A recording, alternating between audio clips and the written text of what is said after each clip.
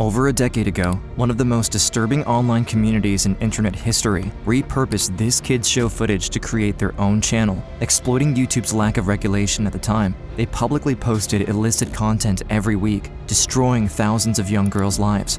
They called it capping. A lot of people wonder what exactly is capping. Some people describe it as an underground version of Girls Gone Wild. But there is no blackmail on Girls Gone Wild, and the girls have to be 18 or over. Complete opposite to what goes on here. The cappers, the online predator ring behind these videos, pushed most of their victims into depression and so much worse. But what might surprise you is that one of their targets was a girl you probably already know. Meanwhile, another girl from blog has been talked about a lot this week, announcing Amanda. Hi, my name's Amanda. Hey guys, it's Amanda. It's gonna snap. It's not. When I was 11 years old, I got a message saying, "I have all your information. I will come find you if you don't flash." So I did it, and he said if I didn't do it again, he would send to all Port Coquitlam. This set in motion an endless blackmail campaign against the young teenager, involving hundreds of online predators. This one is for the rest of the internet. She says she had been IP banned and moved away, but we know she is still around. You already forgot who I am? The guy who last year made you change school? Got your door kicked in by the cops? You know I won't stop until you give me those 3 shows. I am crazy. So your answer? Not gonna happen.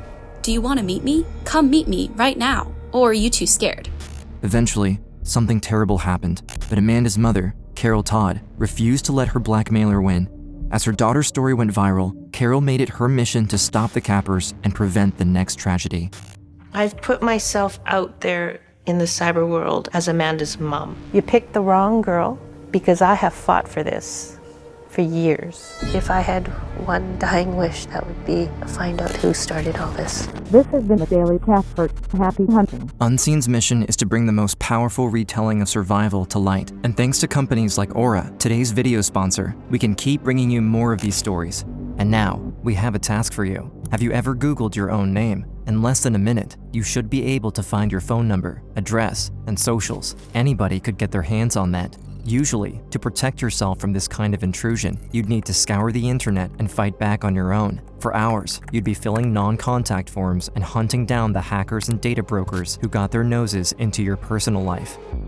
That's why we're excited to tell you about today's video sponsor, Aura, the all-in-one identity protection service. It takes care of all the steps needed to rid the internet of your private information. The app will track down the robocallers who have been bothering you for years, alert you if anyone looks for your social security or phone number online, and even monitor your credit, making sure nobody has cloned or stolen your cards. If you are concerned about your private information getting into the hands of the wrong people, you'd be happy to know that Aura is offering Unseen viewers a 2-week free trial of the service. Click the link in the description at aura.com/unseen to get a 14-day free trial of Aura and start protecting yourself today. Thanks to Aura for sponsoring this video. And now, back to the case of Amanda. August 28th, 2012. Amanda is 15 years old. She spends most of her time in her room, afraid people outside will recognize her following the capper's 3rd blackmail campaign against her. She has already changed schools, moved, gone offline, and met with the police. Out of options, the young teenager reaches out to one of her old friends for help. You know how many times I've heard, "Nobody likes you or wants you here. Go back to where you came from." Or, "If you died, I would throw a party." Ever since all this happened, I just cry myself to sleep because it hurts no matter what. Please, please, just help me. It was then that Amanda got an idea. Reaching out to one person was not enough. She needed to tell her story to the whole world. She started on this little project. She wouldn't tell me what the project was, but she told me that she needed black markers, and she took all my white paper. To the tune of her favorite songs, Amanda shared everything in the video.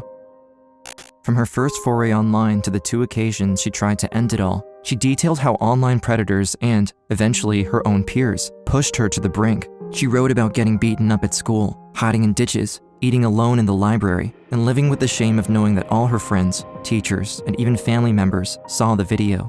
Amanda held nothing back, laying it all out for the world to see, but it seemed no one truly understood what she was trying to say. People think that that was a video. It was not. It was a release. She wanted her story out there, especially to the people that were harassing her. Amanda's video, titled My Story, eventually gained hundreds of millions of views through reposts and reactions, but the response wasn't immediate. After posting it, only a few friends reached out. Ready to move forward, she thanked those who supported her and posted a final message on her social media. It's finally nice to see people care. My family and my mom are the ones trying to stay strong. But I'm just going to keep my head up. I booked November 28th to get my Stay Strong tattoo on my wrist, so I can look at it and stop myself. Love and cheers, Amanda. Sadly, Amanda never lived to get her Stay Strong tattoo. You can't think about it as it's someone else's story, because it could one day become your story. It all began in Port Coquitlam, near Vancouver, Canada. After she and her husband split, Carol raised Amanda alone for most of her childhood. She tried to keep her daughter occupied, but the young girl's timid nature made it difficult. I am Carol Todd. I'm the mother of Amanda Todd. She was spirited. She was creative, painfully shy at times in her life. As Amanda grew older, she was diagnosed with ADHD and other neurodivergent traits. Despite these challenges, she actively sought out friendships. Though most of her peers picked on her, calling her awkward and naive. Kids would laugh at her, so she'd compensate in other ways, but it wasn't always to her benefit. And so then eventually she would become quieter and she developed anxieties. She's a great little kid. She was a firecracker. She had a lot of spunk in her, and sometimes it got her into trouble. But it was far from looking like trouble at first. Amanda loved music. She liked singing, dancing, recording herself with her webcam, and sharing her creations on YouTube. But at such a young age, the lonely teen didn't realize that among her audience were online predators with the worst of intentions. Amanda was vulnerable. She was looking for friendships, and unfortunately, the predator found her when she was the most vulnerable, and befriended her, grooming, as we call it, and Amanda fell for it. My dad will say bedtime, and I'll close the laptop. And when he closes my door, I'll be back. Happy Father's Day, Cap Purse and Cam. Welcome to the first edition of our new show, The Daily Capper. The capping world may seem unknown and mysterious to some. But really, there's nothing mysterious about it. We're here to report on what goes on in the capping world, week by week. These are some highlights from this past week. Monday, Nicole 34 was blackmailed by Dutholade and exposed her on stream. Thursday, 4 13-year-old girls from Blog TV Junior were blackmailed and forced to in front of a room of 300. A hero even streamed their own video back to them later that night. Friday, many successfully pressured a 12-year-old black girl with her 8-year-old sister to... Seriously, an 8-year-old? If you want to know where you can get any of the videos, just message the person who blackmailed them. This has been the Daily Capper. Until next week, happy hunting. These were the kind of people on the other side of Amanda's screen. The group, known as the Cappers, was an online predator ring targeting young girls and boys on early streaming platforms. What made them stand out was that they didn't operate in secret or hide on the dark web. Instead, they openly celebrated their crimes on their own YouTube channel, even holding an annual award ceremony called the Capper Awards. Welcome Cappers and Cam to the official 2010 Capper Awards video. Here we'll go over the awards and the nominees. And the winner, for Blackmailer of the Year, is Cody 1206.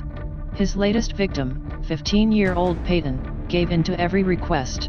He even got a Vice reporter into the tiny chat room and got him to watch on cam before getting her to snap and cry in front of everyone. Congrats on the epic win, Cody, and thanks for the caps. As seen in the episode, Cappers created their own lingo, calling photos of girls caps and successful blackmail attempts epic wins. To get what they wanted, they would gain the victim's trust by pretending to be around their age and befriending the targets with compliments, but their true goal was to manipulate them into creating illicit content. When the grooming approach didn't work, Cappers weren't afraid to use more drastic methods. When I was 11 years old, I got a message saying, "I have all your information. I will come find you if you don't flash and do this for me." So I was scared. I said, "One time, okay." So I did it. And he said if I didn't do it again, he would send to all Port Coquitlam. This harassment lasted for 3 full years until she was eventually pressured into doing it at age 14. Some creepy guy is talking to me. Oh my God. I'm scared. All those things you've been doing for the past few hours won't stop the shitstorm from coming. Trust me. When she was crying, she was hysterical, she was panicking, and she said, someone has a photo of my body. And she asked me, is there a way to delete it? Is there a way to take it away from this person? Should I call the police? I don't want to call the police, I'm scared. 3 shows and it all goes away. What's the big deal? Amanda wouldn't provide more video or performances for the online predator. December 2010 was when her image was placed on an adult site. And then, so the cops came to my door at 4 a.m. and told me he posted it. I got my life ruined. I got texts from people saying, why did you do it? I didn't. He sent the picture out. If you get the picture, I'm asking everyone to not send it. Tell your parents or call the police. It was a, oh my God, WTF kind of moment. You could never expect an image like that to be out there, and your mind goes, who would be doing this? Why are they doing this? Why my kid? The police advised Amanda to stay offline for a while, but the spread of the pictures destroyed her social life, pushing her further into the online world. To remedy the situation, Carol had her switch schools, and then everything changed. Amanda made new friends, started singing again, and slowly regained her spirit. But 6 months later, the capper struck again, sending the pictures to every student, teacher, and official in both of her city's school districts. During this time when things were escalating, did you go to police and did they help? Went to police every time. What did they do? Talk to her. The answer was still get her off social media, get her off her technology. Andrea Shadek, one of the RCMP agents in charge of Amanda's case, visited the teenager following the second blackmail campaign against her. I knocked on her door and she told me to come in, and I found a totally different child in that room. I told her I understood the draw to be on Facebook and stuff like that. It's kind of addictive. And I asked her, why do you keep creating all these profiles, and why do you keep adding people that you don't know in real life? And she just said, I'm lonely. Over the next year, Carol and Amanda moved away to give the latter a fresh start, but the cappers followed. At this point, Shadek escalated the case to the provincial level and passed her findings to BC ICE, a new RCMP unit specialized in preventing the online exploitation of children. They came back with, he just is very good at what he does. He's masked his IP address. There's no way to figure out who's doing this. I fully trusted that they had the technology and the training to handle something like this. Probably that was the first time in my career where I felt disillusioned with my job. I was powerless to protect her. But Amanda grew more resilient over the years. When she was targeted for the 3rd time by seemingly the same individual, she didn't hesitate to fight back. You can give me 3 shows, and I will disappear forever. You know I won't stop until you give me those 3 shows. If you go to a new school, new BF, new friends, new whatever, I will be there again. I am crazy. Yes. So your answer? Not gonna happen. Do you want to meet me? Come meet me right now. Or are you too scared? Eventually, Amanda and Carol discovered that most of the accounts targeting her online linked back to a single Facebook profile under the name Tyler Boo. Not only did Amanda dare to face him head-on, but she also attempted to expose him on her own social media. Judge me or be there for me. He made you all think he's a young boy in his teens, when he's over 30. He's Tyler Boo.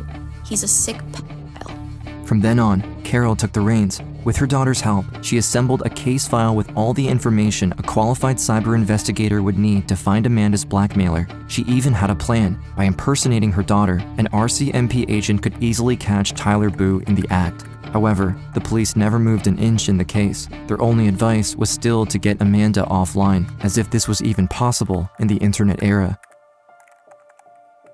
You've got pictures, you've got email addresses, you've got a campaign here. It's all right here. What did you do with this? Sent it to the RCMP. Could they have done more? Probably. With what seemed like the whole world against her, Amanda's mental health took a downturn. In the last 3 years, her online nightmare slowly spilled over her real life until it all came crashing down. Other girls in school started pushing her around, and eventually, she was senselessly attacked by a group of them. We went to the hospital. They said she had a concussion. That assault began the deep down spiral of Amanda. It's the start of her mental health breakdown. Amanda wanted friends. She just wanted acceptance. Following the assault, Amanda made several attempts to end her suffering, but Carol got her under medication and sought professional help. The teenager also created and posted her now famous My Story video around that time, but a few weeks later, on World Mental Health Day, Amanda lost the fight. I got a phone call. That was it.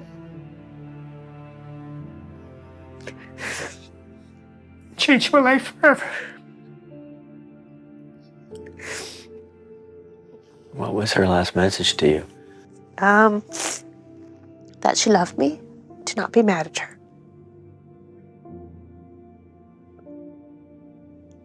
That she would always be my Princess Snowfoot. Looking back, Carol couldn't help but feel responsible.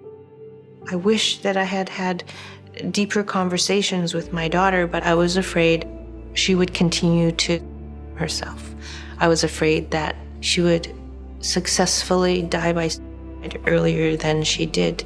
And so saying, "Are you safe? Are you thinking about?"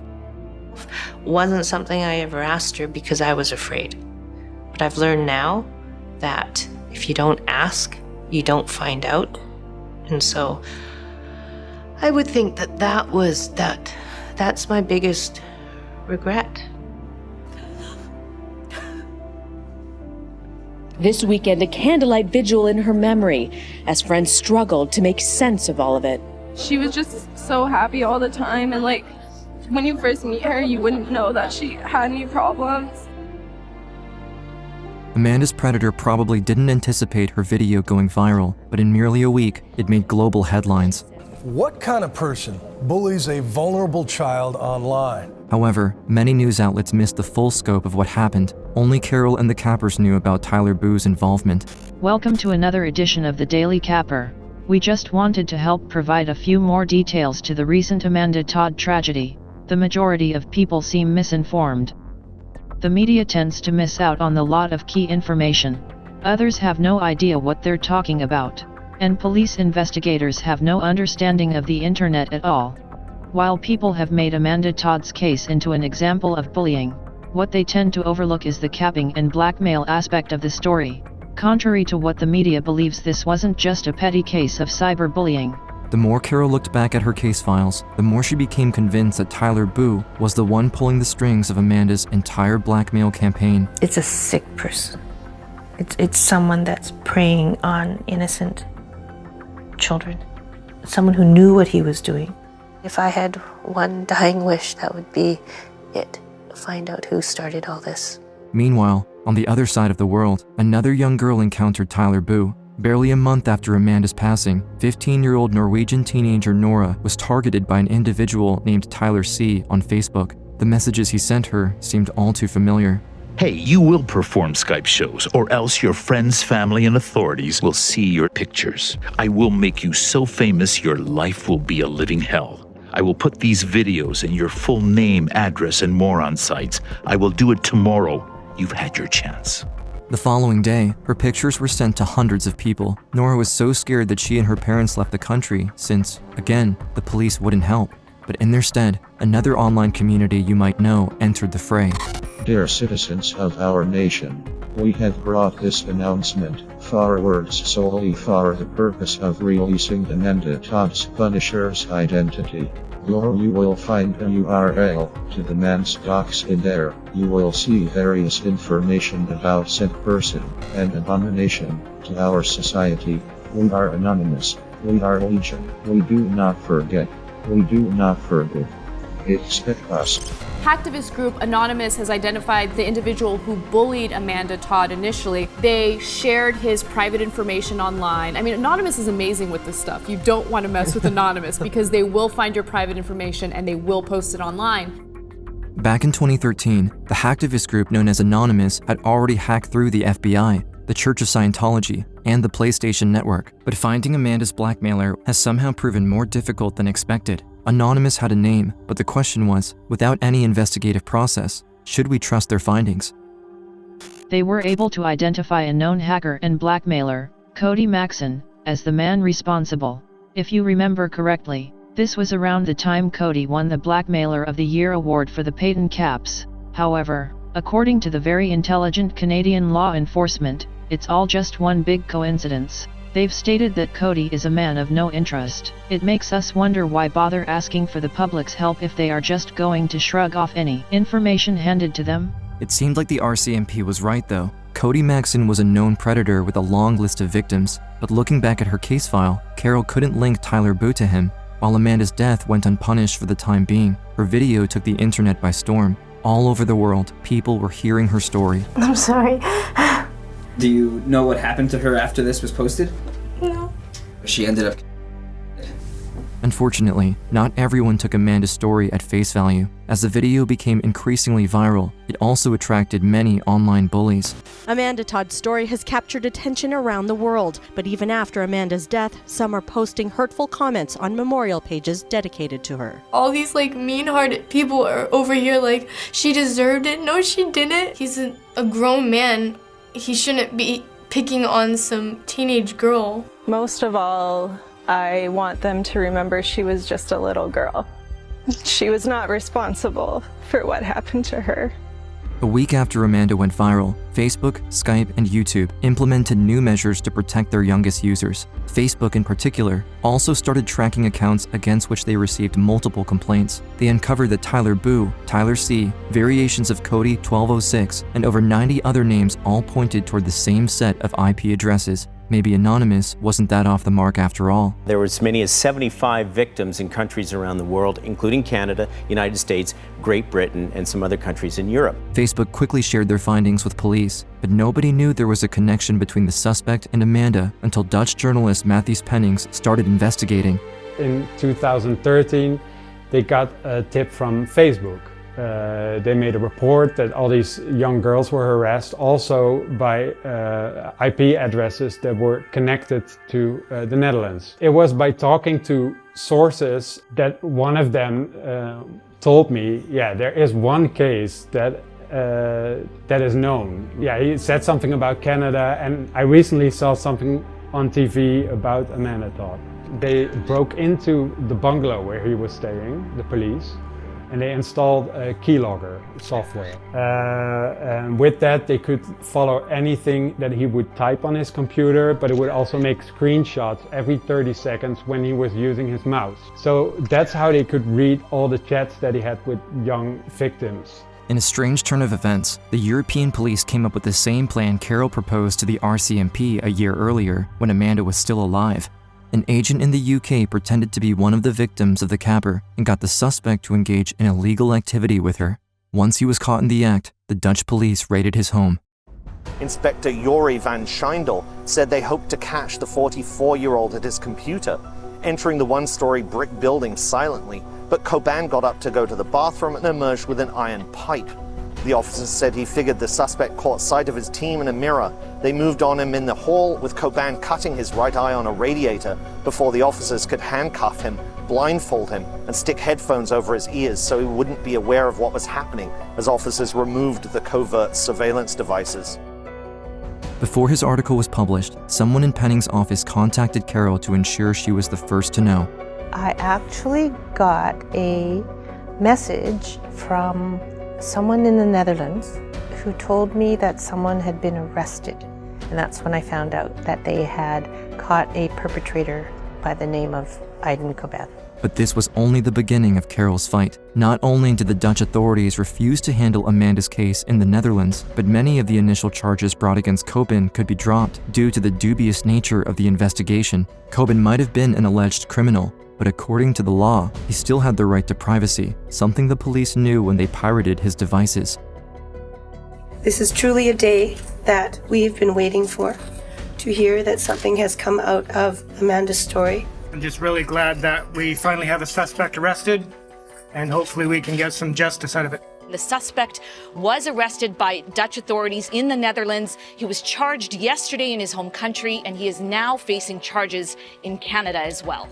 We need to make sure there's justice for Amanda so that the wheels are rolling for other countries, that they can stop these predators. Coben wasn't just like any cybercriminal. Not only did it take the collaboration of 4 countries to find him, but even Anonymous got him confused with another. Inside his home, police found multiple hacking devices and a strange mask used to keep his identity hidden while streaming. Inside his computer, they discovered hundreds of video files using the names of his victims as titles. One of these was named AmandaTodd.wmv. But even with this mountain of evidence, the police had to be careful. The legality of their own investigation, like the use of keylogging and capping softwares to spy on Coben, wasn't entirely legitimate. They had to take their time, since any misstep could cause the entire case to collapse. On top of that, Coben's lawyer declared that if judged guilty, his client would go on appeal, no matter what. My client is 36 years old, a Turkish-Dutch citizen, a calm and decent person, as I know him, and that's all I can say about it. So it was a long wait about what would happen. Was he appealing to delay everything? I thought it would never happen. Never. 5 years after her daughter's tragic death, Carol traveled to Amsterdam to attend Coben's trial. Over the course of 3 months, 39 alleged victims supported the 72 charges of production, possession, and distribution of illicit content, SA involving minors, fraud, harassment, criminal luring, and extortion held against Aidan Coben. We had victims from Norway, England, the United States, Canada. The courtroom was literally packed with people from all over the world, reporters from different countries. And I think also because Carol was there. Carol, Amanda's mother. After being found guilty in the Netherlands, Coben was extradited to Canada for a second trial. The prosecution based their case, among other things, on the fact that every day, for over 3 years, and even after her death, Coben repeatedly watched a video titled AmandaTodd.wmv on his computer, proving he was obsessed with the young teenager. Eventually, after 5 years of procedures and multiple months in court, Carol finally got justice for her daughter. The man accused of sexually extorting BC teenager Amanda Todd has been found guilty on all charges. Coben was sentenced to 17 years behind bars, but Amanda's parents didn't stop at Coben. Their next mission would be to make sure such a tragedy would never happen again. And so here we are, October 14th, 2022, and the judge just imposed a sentence that was higher than what Crown asked for. It was amazing because it was justice for Amanda. This will make a difference in the world for the kids. And I have to hope that Amanda's watching from somewhere to see what her voice did. I still think it could even be more. It really needs to be hit hard. It's a big problem. And hopefully this does take it to that higher level. Following Amanda's death, the Daily Capper vanished from the internet, deleting all content except for an apology video. Andrea Shadek, who left the RCMP after her department failed to protect the teenager, believes that without Amanda's involvement, Coben would have never been arrested, and the Daily Capper would probably still be out there. That video is what kicked everybody into gear, put pressure to reopen that investigation. But in my mind, Amanda, had she just committed and not made that video, Coben might have gotten away with it. So I think she's a hero. Since her video went viral, Amanda indirectly saved thousands of lives, if not more. In 2014, Canada passed Amanda's law to criminally persecute the distribution of intimate images without consent. Schools and organizations ramped up on cyberbullying awareness. Law enforcement agencies around the world turned Amanda's ordeal into a case study, and public awareness on the issue significantly increased. Today, Carol's journey continues through the Amanda Todd Legacy Society, a nonprofit that focuses on prevention and awareness related to cyberbullying, child exploitation, and internet safety. I've learned a lot from Amanda, her life and her death. I want us all to use her story in order to make change. What I want to tell parents is don't be afraid of technology. It's part of our life and it's here to stay. We need to talk about what everyone is doing in their digital life. If there's a game, talk about the game. If there's an app, talk about the app. Talk about the online safety. Just have those conversations as a normal part of life. Having open communication, having that trust, and encouraging your children to say, can you help me? I can't help Amanda anymore, but I can certainly help other families and other children, and that's important to me. I think that if Amanda were watching, she would be surprised at what has been accomplished in her memory. It gives me hope. Hope that tomorrow's a better day. Hope that things will change in the world. Hope that we can all be kinder, that we can be more compassionate, that we can listen without judgment, that we can get along because we're all humans. I, as her mother, feel that there is a responsibility to ensure that what happened to her doesn't happen to any other child or family. And so I will put myself out there and do it for my daughter. This is Amanda's legacy.